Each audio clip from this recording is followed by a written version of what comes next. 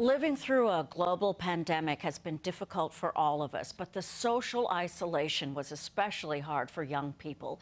Over the past 20 months, the Young People's Chorus of New York City helped its members process their emotions through song. The group says these teenagers and young children that they felt the confusion, the fear, and ultimately hope and transformation during the pandemic. So now they've created an interactive exhibit called Alone Together to share their experiences. The installation shows life during lockdown through their eyes using poetry, art, and music.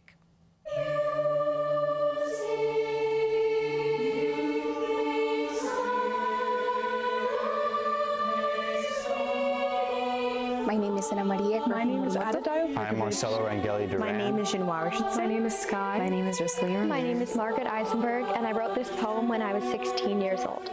Joining me now is Francisco Núñez, the artistic director and founder of the Young People's Chorus of New York City.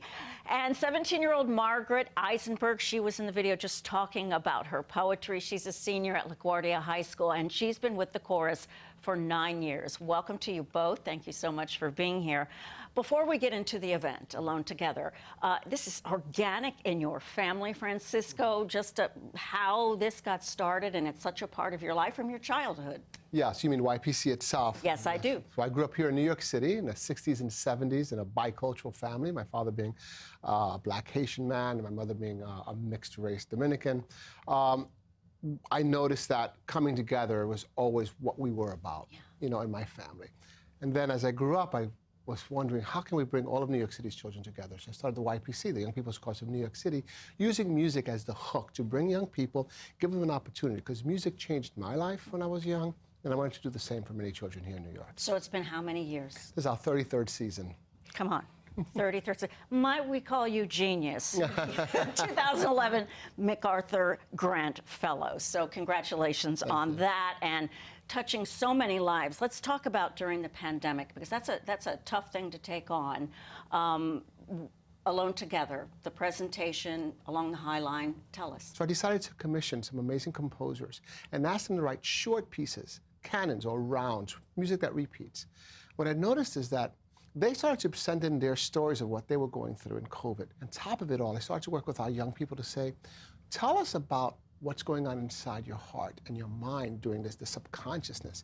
So young people like Margaret and many others came together and wrote poems. We worked together.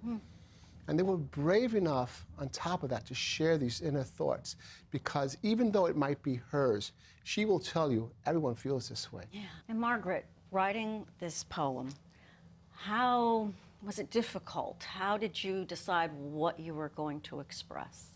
I started to write about my experience pre-pandemic with isolation. Isolation when you aren't lonely, when you're not alone, just feeling stuck in a crowd, because I know that a lot of people felt that way. And I didn't reflect back on it until people started asking me about how COVID affected us. And Francisco and Elizabeth, one of the other conductors, would ask us to talk about our experiences being alone with COVID.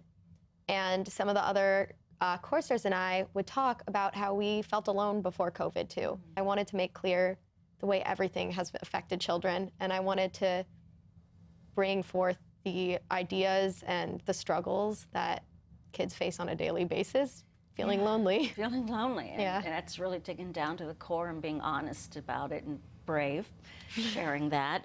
So let's see, Thursday night, a preview was held. So at the High Line 9, let's listen in.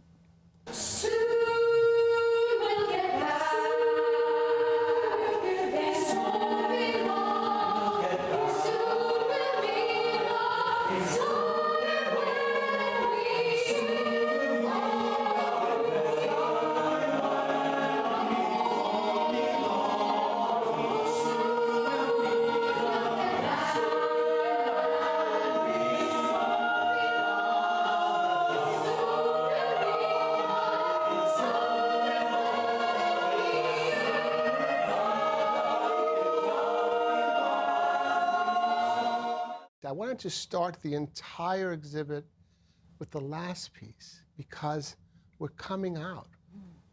New York is opening. The world is ready. The children want to come back. Making people comfortable, I've heard you say. You want to make people feel comfortable in this world. That's exactly right. And we have a month-long exhibit, so you can come anytime to see and immerse yourself in the sound. The minute you walk into our gallery, you're immersed in the sound of the children and these amazing pieces written for us.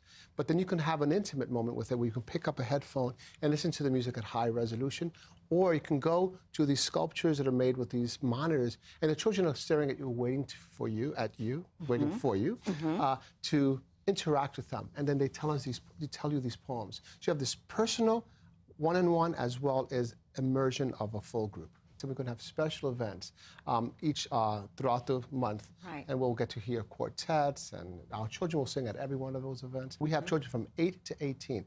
Up to 570 children are participating in this exhibit because they're all recorded. Now, what's most amazing, they're recorded from their closets in their bedrooms at home. So all the music you heard was all done from home.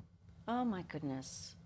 That's what we had to do. Yes. That's what we had to do. Now, Margaret, there's a holiday concert coming up in all of this. You all are busy to be on a stage again, singing. How do you feel about that? How are you looking for it? It's been a couple of years. I'm so excited. Yeah. We had our first real performance a couple weeks ago, and it was amazing to sing without masks inside and to hear it. It sounds so different.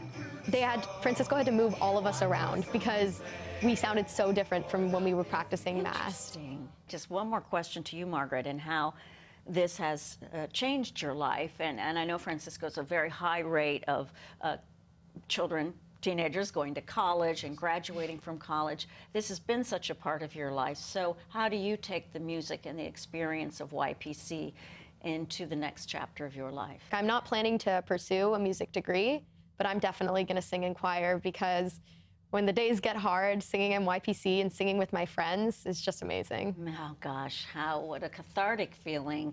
And Francisco, let's just make it clear, we can see here the diversity, and you saw it in the video that we have, but it's more than color of skin, the diversity of the young people you bring together, and that's very vital to you. That social economic difference is what's very hard for some young people, for many. So we do everything we can to allow everyone to join YPC.